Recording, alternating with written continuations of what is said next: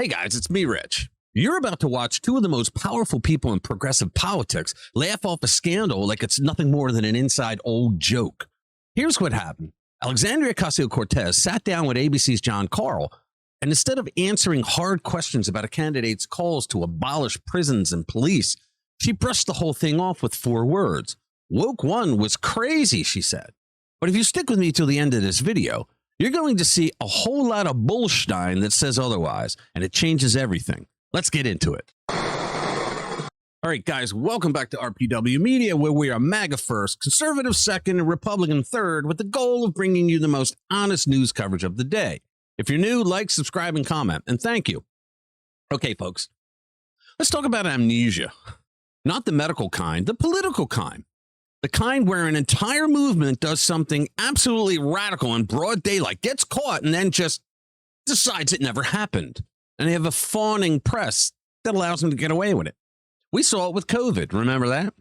Businesses shuttered, kids locked out of classrooms for a year, the economy in shambles. And when the dust settled, nobody on the left wanted to talk about who actually made those calls. To this day, they don't want to. It was just an honest mistake, folks. Nothing to see here. Please move along. And here's the thing. That same playbook is running again right now in real time on camera, and almost nobody's calling it out. Because for years, the woke left pushed to defund police, empty out prisons, and turn hateful into a go-to label for anyone who asked a single follow-up question. You're very hateful, aren't you? You're a fascist. Then the public pushed back, and pretty hard. So now watch what happens when the very people who cheered that agenda on are suddenly auditioning for the role of reasonable moderate. They all are. And folks, if you think that transformation is genuine, wait until you see how thin the evidence actually is. Enter Wisconsin's Francesca Hong. This is where it gets really good. AOC sat down with ABC's Karl, and Karl, credit where it's due, actually asked a real question.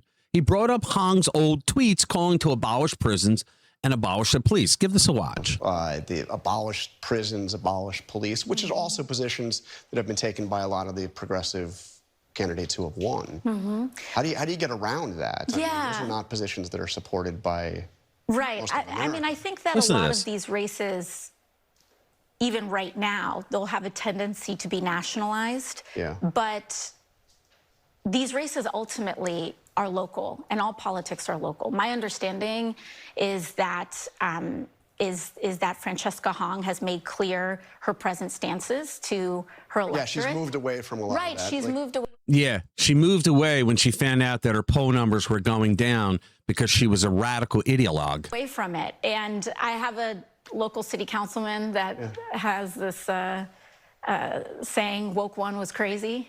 Woke was crazy. Okay, that's interesting. And I think. Look, I understand that the Democrats are upset with this segment, but it was a fair question, a serious question. Now, we just watched the clip, so how did AOC answer the question? Well, she didn't. Instead, she pivoted straight to local politics 101. I think that there are a lot of races, even right now, who have a tendency to be nationalized. Oh, come on, please. Notice what happened, guys. Karl asked about a specific radical policy position.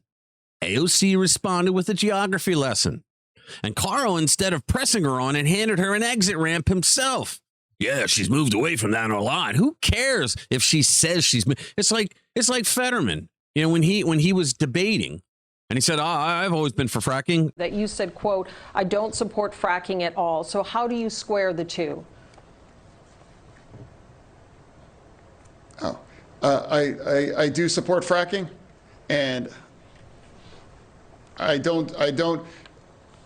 support fracking, and I stand, and I do support fracking. Okay, thank you, Mr. Fetterman. Can you imagine? And they laughed. They laughed about it.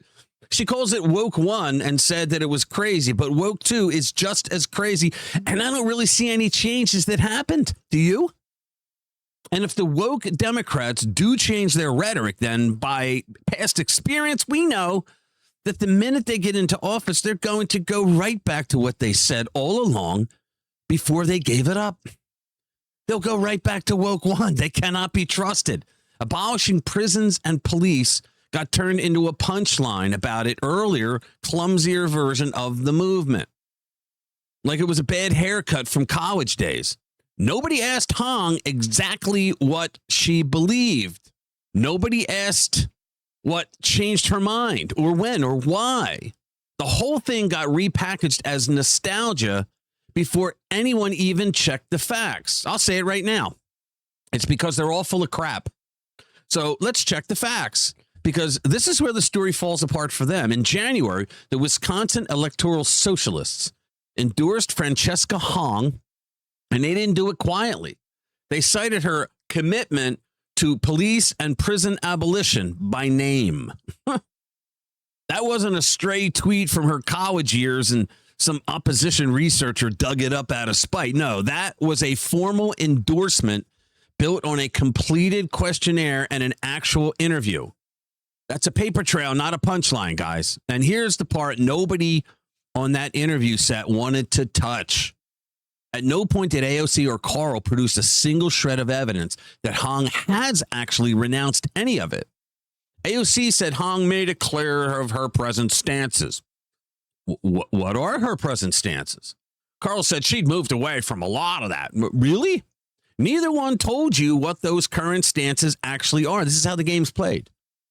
They never told you what specifically changed in her stances.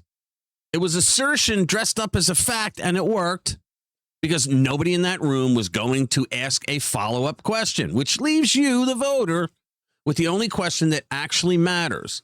Has Francesca Hong genuinely moderated her beliefs, or has she just gotten better at hiding them until after the election? In other words, lying to her constituents. Because let's be honest, guys. Let's be honest about the stakes here. Abolishing the Senate, abolishing prisons, dismantling police departments, getting rid of the Supreme Court. None of that plays well with the average American when you say it out loud. So candidates learn to say it quiet. I mean, think about it. The DSA commies, when they hit all these primaries, they were talking out loud about all this stuff they wanted to do. And now that they're realizing that the majority of them are getting pushback from Americans, well, now they're coming up with softer words, but it's the same agenda. And it's the same people who end up back in power. Don't be shocked when the very policies they laughed off as woke one, they show up again under a different rebrand. This is what the left always does. Now, this country already lived through one massive top-down policy failure where the architects refused to take responsibility and just asked us to move on. We don't need a sequel. Voters deserve the receipts, not a relabeling. So here's the bottom line. Don't buy the rebrand. When a politician's record includes a formal endorsement for abolishing prisons and police, I've moved away from that. It isn't an answer. It's a dodge, and a pretty lazy one at that. The good news? You don't have to fall for it. The receipts are public. The questionnaires are public. And every single voter in that district, and honestly, every voter watching this video, has the ability to go check the record for themselves instead of trusting a laugh line on a Sunday show. Now, that's the upside. Sunlight, the best disinfectant, is still free and it still works. All right, so tell me what you think about this story in the comments below. I want to hear from you guys. Thank you for watching. I'll see you in the next one.